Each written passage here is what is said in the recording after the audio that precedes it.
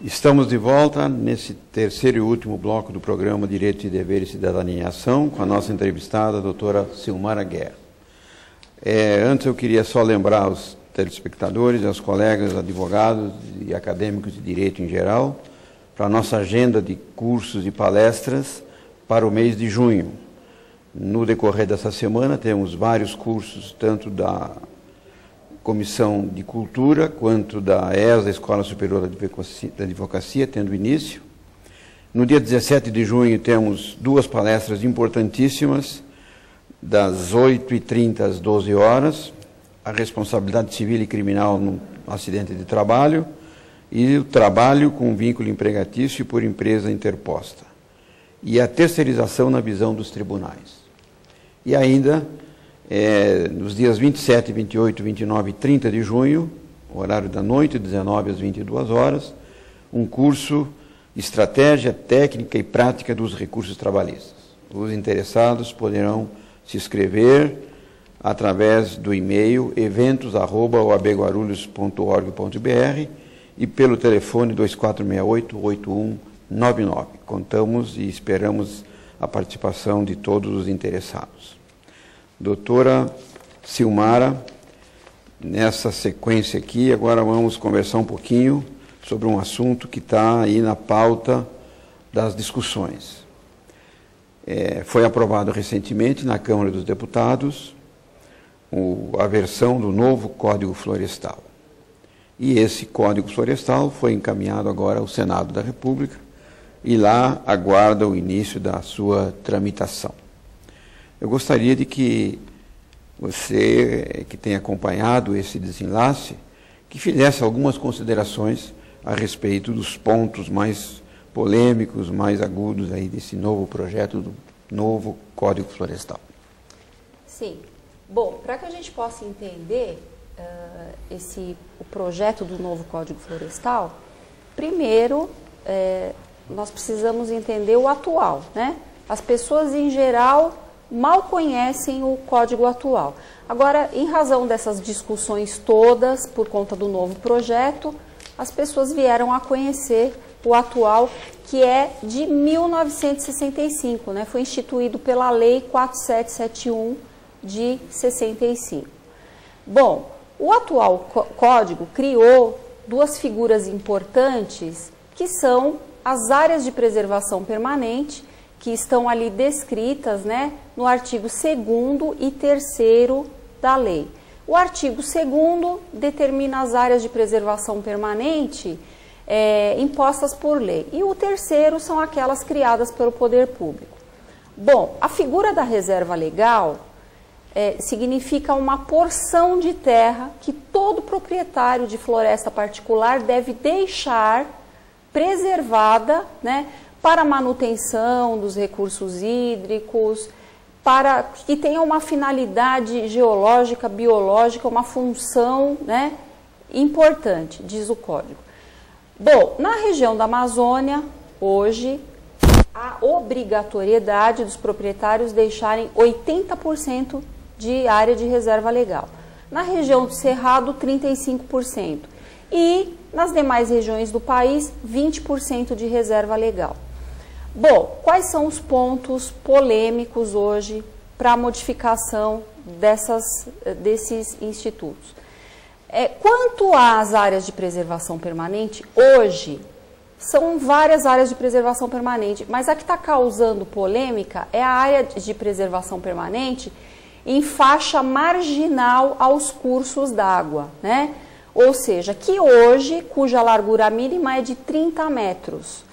Então, um dos pontos polêmicos é que o projeto do novo Código Florestal pretende reduzir essa largura de 30 para 15 metros em algumas situações. Com relação à reserva legal, no início, né, no início pretendia-se reduzir a área da Amazônia de 80% para 60%, mas me parece que foi votado para permanecer nas mesmas proporções. No entanto, as pequenas propriedades rurais, entre 20 a 440 hectares aproximadamente, elas ficariam isentas dessa obrigação de criação da reserva legal. Como são muitas propriedades irregulares, né, aproximadamente 90% das propriedades rurais estão em situação irregular porque desrespeitaram o atual código. Então isso, segundo as críticas, vai estimular ainda mais desmatamento, né? Porque a gente tem um código rigoroso que não foi respeitado. Vocês podem imaginar se essas modificações forem realmente aprovadas, o que pode vir a acontecer. Doutora Silmara, é uma coisa interessante. A doutora está falando isso de um modo geral, válido para todo o país. Especificamente aqui para o município de Guarulhos, o que a senhora pode dizer sobre a eventual consequência da aprovação desse novo Código Florestal? Então, para nós aqui, em área urbana, as consequências serão em relação mais às áreas de preservação permanente, porque as áreas de preservação permanentes aqui no município estão praticamente quase todas ocupadas, né, no que diz respeito ao longo dos cursos d'água. Nós vemos aqui na região do Rio Baquirivu, não só empresas ocupando irregularmente as áreas de preservação permanente, mas nós temos assim moradias, favelas se formando ao longo do curso d'água. Então isso também vai criar um problema para o poder público, o que vai ter que dar uma solução também para essa questão, já que será feita uma exigência maior que deveria ter, aliás, já deveria ter sido feita em relação aos 30 metros, não é? Então, as pessoas que ocupam, as empresas que ocupam irregularmente, ou pessoas físicas que ocupam irregularmente, vão ter que, segundo o projeto, vão ter que recuar pelo menos 15 metros, não é? Segundo o atual projeto. Então, algumas consequências, eu acho que vai ser difícil aplicar, né, esses mecanismos. Mas, enfim, se o atual não está sendo respeitado... É complicado porque é nessa área do meio ambiente que nós vemos um cotejo, uma briga muito grande entre os interesses de natureza econômica. Né? Sim. A gente vê esse jogo de forças assistindo às sessões do Congresso, né? Os ruralistas dizendo na necessidade de terem uma facilidade para produzir, né? E os ambientalistas preocupados em proteger o meio ambiente em si. Né? E aí, então, vem novamente à tona a questão do meio ambiente sustentável. Né? Quem tem razão e encontrar esse meio termo, me parece que é uma questão das mais difíceis. O código, na verdade, não é um código científico.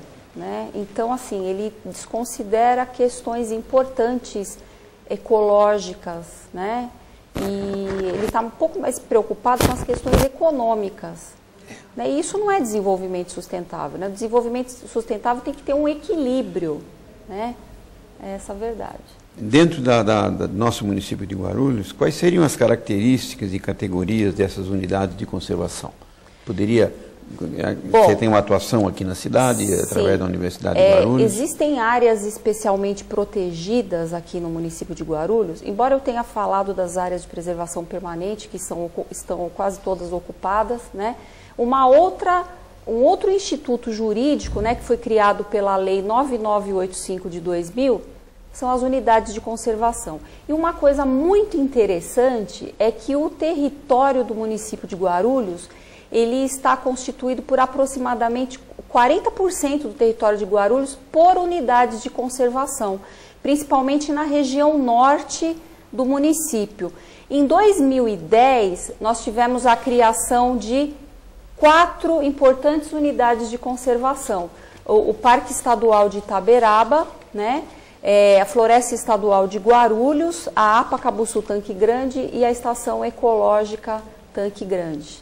Doutora Silmara, nosso programa vem chegando ao fim, nosso tempo aqui é muito curto, nós agradecemos muito a presença da doutora, já esperamos contar com a sua presença aqui em outras oportunidades, porque o tema do direito ambiental é muito amplo, mas antes eu gostaria que a senhora deixasse aqui ao nosso assinante as suas considerações finais.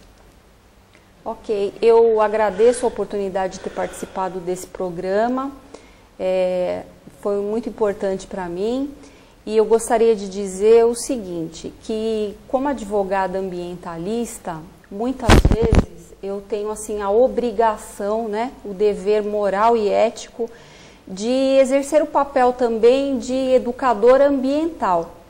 E passo essa mensagem aos meus colegas que trabalham na área, que tenham a consciência, né, como cidadãos, que reconhecemos, né, a magnitude dos problemas, das questões ambientais, e nós temos o dever de estarmos sempre orientando os nossos clientes na obrigação, né, no cumprimento da legislação ambiental e também com relação à preservação do meio ambiente. Aos demais cidadãos, eu digo que mudem as suas atitudes e práticas pessoais em relação ao meio ambiente, porque nós estamos fazendo isso para nós mesmos, né? Para nós, para os nossos filhos, para os nossos netos, e a Mãe Terra agradece. Muito obrigada. Doutora Silmara, foi uma satisfação muito grande de tê-la entrevistado.